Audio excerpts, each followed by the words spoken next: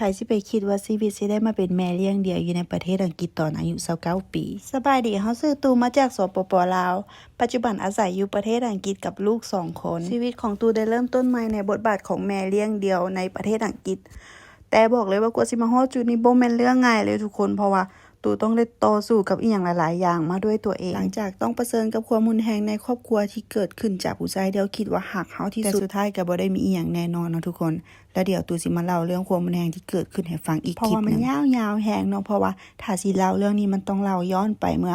5-6 ปีหลังตั้งแต่เฮาเริ่มคบกับผู้ชายคนนี้และหลังจากที่เกิดเรื่องตูก็ได้ตัดสินใจหนีออกมาพร้อมกับลูกน้อย2คนในอ้อมกอดแล้วตูบ่มีหมู่หรือครอบครัวหรือว่าคนที่รู้จักพอที่จะช่วยเหลือหรือว่าให้คำแนะนำได้เลยในเวลานั้นเพราะว่าตูหาก็ย้ายมาอยู่อังกฤษได้2 อาทิตย์แต่เรื่องยังบ่จบเท่านั้นเนาะพอหลังจากนั้นมันต้องมีการต่อสู้ในชั้นศาลซึ่งกินเวลายาวนานเกือบ2 ปีตูต้องเป็นทั้งแม่เป็นทั้งทนายเป็นทั้งนักสู้และเป็นที่พึ่งของตัวเองแต่สุดท้ายตูก็ยืนหยัดด้วยความเชื่อมั่นว่ากูต้องรอดเพื่ออนาคตของลูกและตัวเองซึ่งตอนนี้ปัญหาทุกอย่างก็ได้เริ่มคลี่คลายไปทีละอย่างแล้วชีวิตของตูกับลูกก็เริ่มดีขึ้นพอสุดท้ายแล้วเนาะคนที่จะอยู่กับเฮาในมื้อที่เฮาบ่เหลือไผนั่นก็คือตัวเฮาเองอย่ารอท่าให้ไผมาให้คุณค่าจงเป็นคนที่ให้คุณค่าตัวเองและความรักที่แท้จริงมันบ่ทำร้ายไผ